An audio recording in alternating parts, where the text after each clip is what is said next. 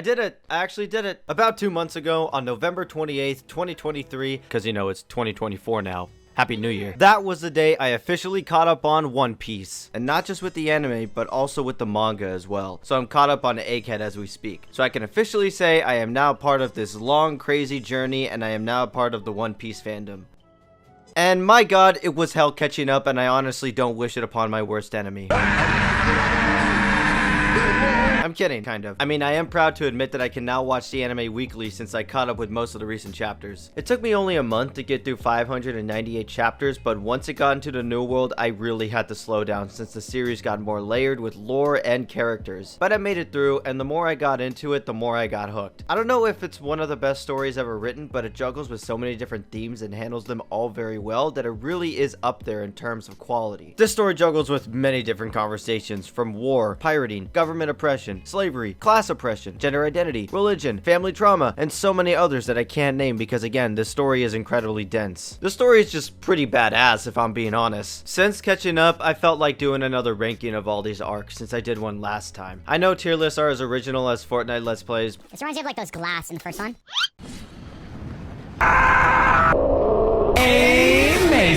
But they helped me get my thoughts out better and remember certain moments in the story. There were only 9 new arcs after this time skip compared to the 23 that happened before chapter 599. But those 9 arcs had reveal after reveal and the story opened up way more than ever just from Fishman Island. I have been wanting to do this video ever since I finished my first One Piece video because ever since then my thoughts on some older arcs have changed and I figured I would use this video to explain my reasoning for those changes. I want to give room for clever foreshadowing Oda left in the older arcs, but I still want to rank them on enjoyment overall. I'm gonna be quick with a bunch of these first couple of arcs because I talked a lot about them in my last video, and most of my opinions on them only changed slightly or none at all, so I'm not really gonna go over them too much. When it comes to the story, I'm mainly going to be talking about it from the manga perspective, but I won't shy away from using anime clips or screen caps. Well, probably not Dressrosa, because ever since I watched some episodes of the Dressrosa anime adaptation,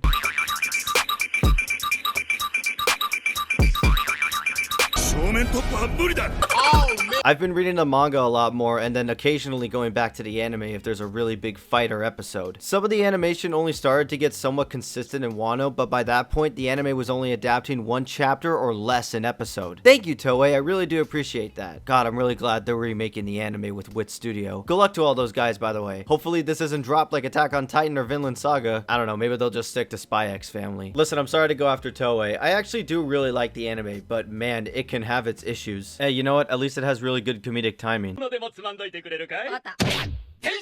Anyways, how about we start with this ranking? Also, one last thing, this video was supposed to come out like a month or 2 sooner, but I got distracted with Adventure Time. Also, because I was lazy playing Red Dead Redemption, there was just a lot. Sorry this video took a while. So let's go! You fat bitch!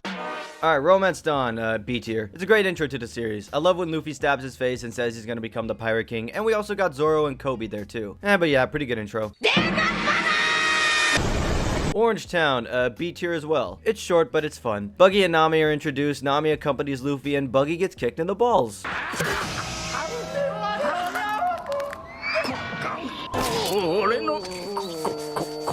You know, it might just be an A tier now that I think about it. Are you gonna cry? Piss your pants maybe? Maybe shit and cum? Syrup Village, C tier. I'm sorry, Syrup Village fans. It's an okay arc and it has good moments, but I find it slower than most of the earlier arcs. Usopp's moments are cool here, so this does get some recognition. Baratie or Barati, I still don't know how to pronounce this freaking restaurant's name. How to pronounce Barati. Okay. Great introduction to Sanji, and I really like the side characters of the restaurant. While I still question to this day if Sanji actually respects women, he doesn't. He still is a good cook and is a nice guy. Arlong Park. This is the first S tier and is easily one of the first S tiers because this is still to this day an incredible early arc. It's one of the best arcs in the East Blue Saga and Nami's backstory is just perfectly tragic. I do miss Arlong, by the way, and I really hope he comes back in the later arcs. By the way, Luffy gets his first ever bounty and we learned that 30 million is basically chump change compared to these new age pirates. Now we'll get there eventually. Thank you.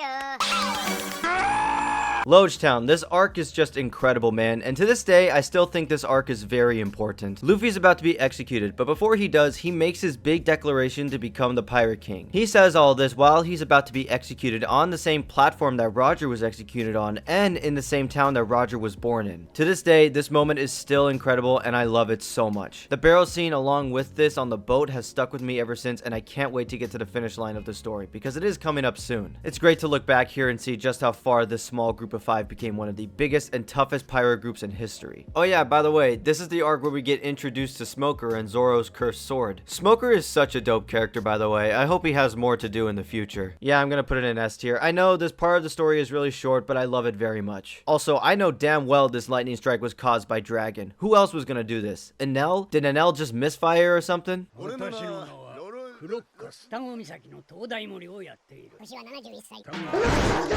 Reverse Mountain, C tier. It's very short, but it is a cute and funny arc with subtle foreshadowing from Corcus. Also, it's our introduction to Vivi. By the way, I really like how they did this joke in the anime.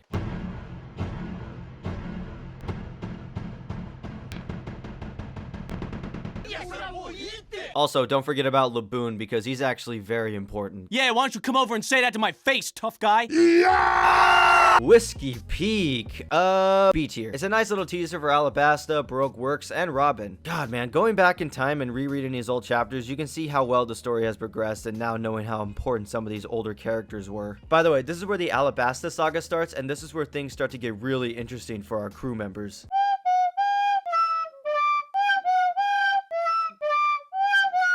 Little Garden, C tier. It's a nice teaser for Elbaf, but it didn't really stick with me because while it is important to know about the giants, it does feel like filler. The big slash was cool though, and we got our introduction to Crocodile, so it does have its place.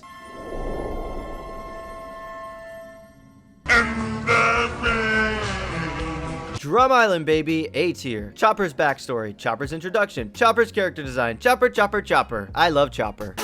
Oh, and I can't forget about when Luffy made the decision to climb a mountain with his bare hands and feet just to save Nami and Sanji. If this doesn't prove to you that Luffy is a great friend, I don't know what will. Granted, he's not perfect. He did try to eat Chopper. Wake the fuck up! Nope. Alabasta, or Arabasta, I really don't know. It tells me both names at the same time on the internet. To this day, this is still one of my favorite arcs in One Piece. You got Crocodile, you got Vivi's backstory, the big civil war, and every one of the crew members finding their resolve against their respective opponents. We also get introduced to 2 amazing characters, Ace, Luffy's brother, and Mr. 2, aka Bon Kure, who's also probably one of the funniest characters in the entire series. I came to dance.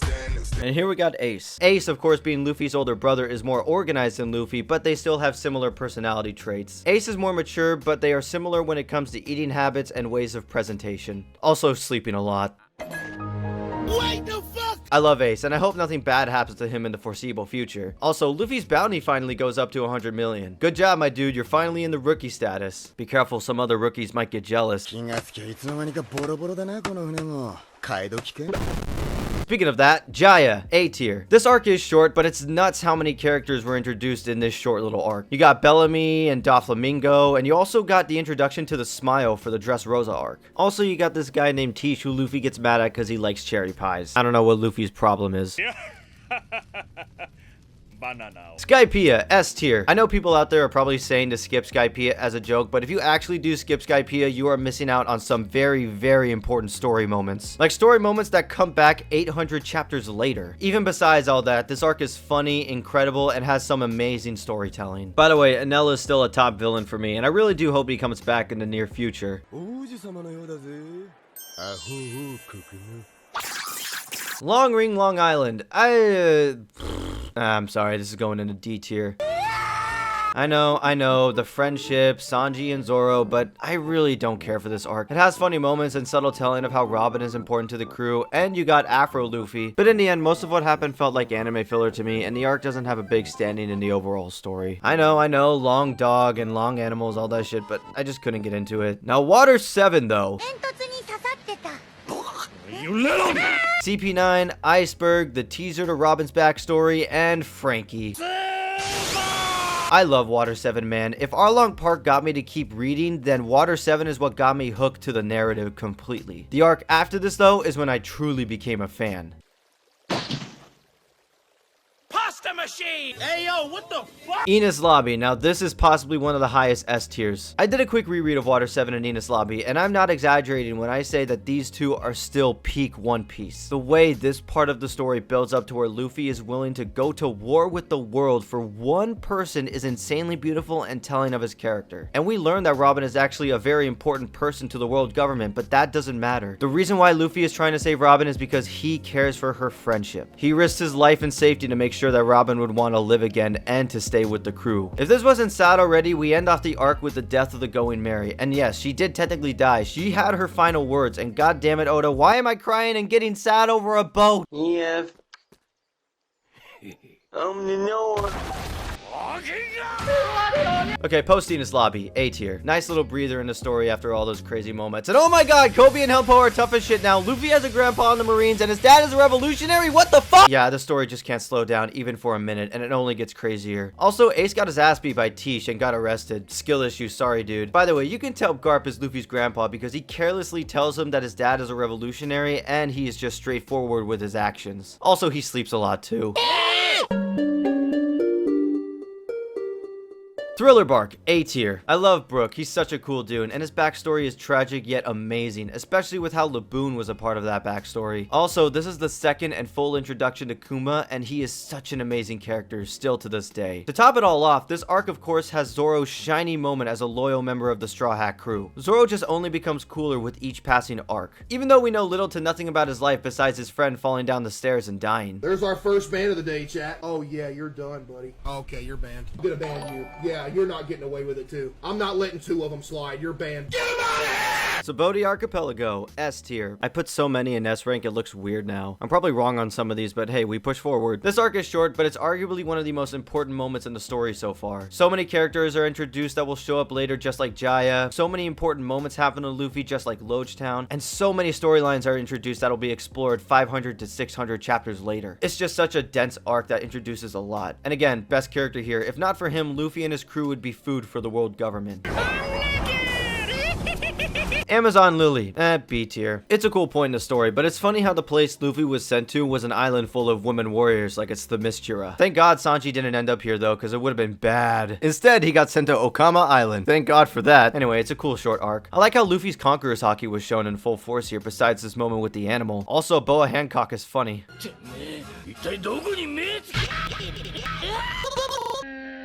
Impelled Down. Man, this arc is awesome. It's such a great prison arc because Luffy has to break into a prison and then break out so that he can save his brother Ace. Of course, Luffy can't do this alone, so he incorporates some new friends and old foes, including people like Bon and Crocodile. Also, we meet a future Straw Hat member, Jinbei. By the way, Ivankov is the coolest character ever. Gender fluid powers while also being a head of a revolutionary army. Like I said, this story is badass. Also, during a prison break, we run into that guy Tish again. I don't know what his deal is here, but he seems pretty harmless. By the way, I totally missed this when I was reading the manga, but I now know Bon isn't actually dead, but is still alive, now taking over in New Kama Land. I thought he fully got killed off by the prison warden. Now, well, not surprised, Oda hasn't killed off any major characters yet at this point, besides backstory characters. What's the worst that could happen? Really miss my nigga. Okay, so Marineford, high S tier, one of the best arcs in all of One Piece, easily. Okay, so, Ace is actually Roger's son, and then he dies. Sorry. Yeah, I was pretty shocked when I got here. This is such an incredible arc and definitely one of the best arcs in all of One Piece. It's tragic, super action-packed, filled with almost every single character we have met throughout the journey so far and seeing how each one interacts with each other. So many amazing moments, including Luffy's Conqueror's Haki, but all of this was not able to stop the inevitable. Ace was tragically killed by the Magma Admiral Akainu trying to protect Luffy, and Luffy just has the most devastating breakdown I have ever witnessed. Of course, Mr. Edward Nugent ain't happy about this situation though. He was getting the good jump on Akainu and oh fuck. Oh god, I guess this guy Tish was actually important. Blackbeard, aka Marshall D. Tish, once a member of the Whitebeard Pirates, betrayed the crew by killing a member and then eventually turned into one of the most powerful pirates in history. Him and his pirate crew came in at the very tail end of the war just to kill off Whitebeard and take his Devil Fruit ability. Yeah, he just casually takes his power after killing him. Funny enough, after this really cool and scary moment by Blackbeard, we don't hear about him for a very long time. Guess he awaits in the new world. This arc is just masterful and still one of the best arcs in One Piece. Rest in peace, Ace. Maybe I'll see you in Fortnite. If God had wanted you to live, he would not have created me! Post-war, A tier. A perfect ending to what is technically the One Piece prologue. We get a bigger look into Luffy's backstory as well as Ace's, and we finally understand Ace and his outlook on the world and how Luffy changed his way of thinking and communicating by being friends with Ace and Sabo. Sabo, of course, was one of the only other friends that Ace had at the time. A rich city kid who hated his lifestyle and hated the people that he was living with. As time goes on, these three kids grow up and love each moment with each other and promising to one another that they three will become great pirates of the future. Sorry about that. Sabo dies. In quotations, by the way. Ace never cried before, but it wasn't until he read Sabo's final words in a letter where he just let everything out at once. Of course, time goes on, Ace leaves to become a great pirate, and the rest is history. God, I miss Ace so much, dude. He was such an incredible character. After that whole backstory, we get Luffy being treated for his wounds and screaming for his brother. Of course, your sibling dying in your arms is going to traumatize you to the core. Jinbei gives him a talking to, and eventually Luffy comes to his senses knowing that he still has his friends. Fast forward, he's on this island with Rayleigh and is there to spend the next 2 years learning hockey. He was going to meet his friends 3 days after they were separated, but now he wants to train for the next 2 years in hopes that he will never lose another friend again. Good luck, Luffy. You're going to need that strength for the new world. Wow, that was a lot of story to get through. And there's still a lot more story to get through, so let's just get right on ahead. Shit yourself. Return to Sabaody, B tier. It's a cool return to the story with Luffy and everyone seeing each other in their new looks. One complaint though, I really hated how Sanji was reintroduced. I don't know if Oda just wanted to write Sanji as the most insufferable douchebag because he doesn't like his character, but the way he was acting and mature as fuck was not fun to see. And whatever, besides that, Zoro cut up a ship and after the reunion they head to Fishman Island. Also, thank you Kuma for watching the boat. Yeah. 俺の船大工の師匠トムの弟デンちゃんだ船をコーティングし直してくれてるなんだそうかフランキーの弟をコーティングする師匠かま似たようなもんだ Fishman Island, I have no idea where to put this. I'm just gonna put this in B for right now. It was C at first, and then I thought about it being A, but it's at B because I did not enjoy it that much, but it does have some really important story bits. It's not a bad arc, but it's definitely not a good start to the new world, especially with Sanji's dumb nosebleed gag. I like Jinbei's backstory, though. I wish his ass joined the crew back then, though. I'm a bird. Hunk Hazard, B tier as well. This was a cool arc, and I liked how it was the start of the whole Wano adventure with the introduction of Kinmon and Momonosuke. Also, Law's moment with Virgo was the biggest highlight. This moment was fucking sick.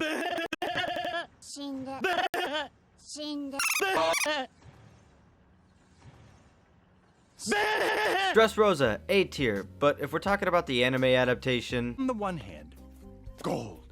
On the other hand, painful, agonizing failure. Yeah, Toei really messed up with this arc, dude, and watching this arc made me want to focus more on the manga side of the story. The pacing was atrocious and the animation was just really bland, which sucks because this arc is really important to the narrative. But besides my gripes with the anime, Dressrosa is still such an amazing story arc. Doflamingo was an amazing villain, and Law's backstory with Corazon was beautiful. By the way, I must say, Rebecca isn't a bad character, but a lot of the cool characterization she was gonna have went to her dad Kairos, who is way cooler in writing. Also, we finally got our first look at Kaido. From here on out, shit is going to get crazy. Oh, one more thing. Sabo's alive. I'm going to kill you.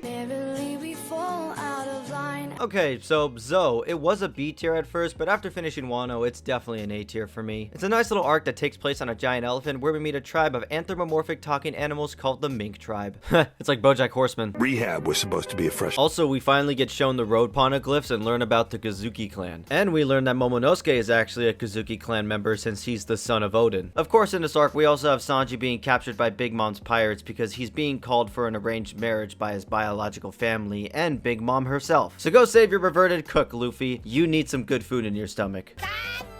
And then kill you again.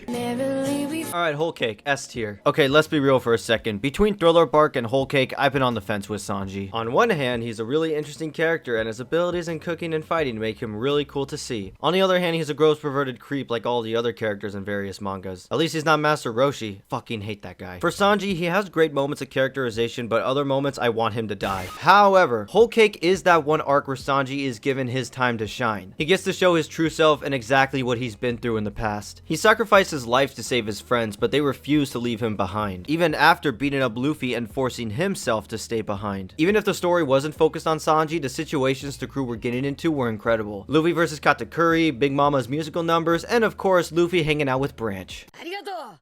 But yeah, this arc made me really like Sanji a lot more, even though he's still really gross and creepy even up until the later arcs. Fucking bathhouse. He's in the walls.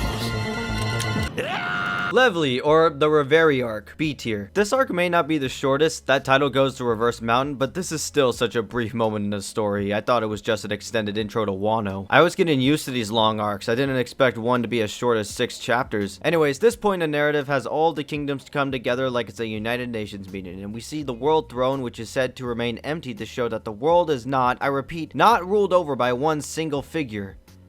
Except it is, they're fucking lying.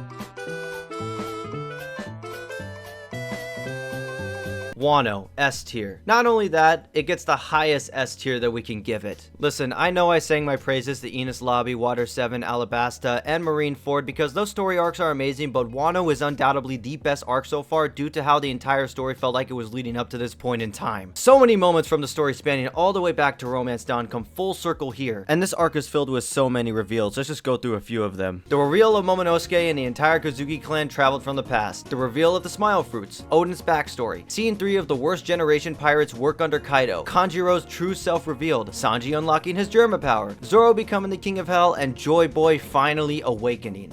Jesus, I'm just barely scratching the surface of what happened in this 100+ chapter arc. By the way, I binged this series, so I didn't have to wait during all of these cliffhangers, but I can't believe so many people had to watch Luffy fight Kaido for a year and a half. It's pretty worth it though. Wano almost felt like a side story that you have to complete to get the true and complete ending. Imagine if Luffy skipped out on Wano, like my god man, so much would not have happened. And so much would have happened that would have been so bad for the world. One thing I love about this arc was how involved Zoro was when he was on his own. This arc was the first time Zoro had some personal character growth and the first time since the East Blue arc where we get some backstory. Even if it's small, we still learn a little bit of his past. I hope we do learn more about Zoro later because he's just such a cool character. Also, I thought Law was going to join the Straw Hat crew, but the more I got into the story, the less I thought that was going to happen considering the love he has for his own personal crew. Not like he wanted to join anyways, but even if he didn't, Jinbei finally comes to embed himself within the crew. But to be honest, everyone is already strong as fuck, so he could hang back and I don't know if it would actually do anything. Again, I love Jinbei, he's cool, but he would have been useful the last 2 times he had a chance to join. I mean, I know he joined in Whole Cake, but he didn't officially join until he got to Wano. Either way, lots of things happened in this arc, including Momonosuke growing up to 28. Don't think about it for too long, by the way. He cries, they all said goodbye, and they all head to Egghead. The end. But yeah, that's Wano. I glossed over some things, and I forgot to mention some other story bits, but this arc is just so dense that I don't want to go over everything. Oh, and sorry, I forgot to mention Yamato. Shout out Yamato. By the way, all praises to Vincent Chansard for animating all these episodes of Wano because he fucking killed it.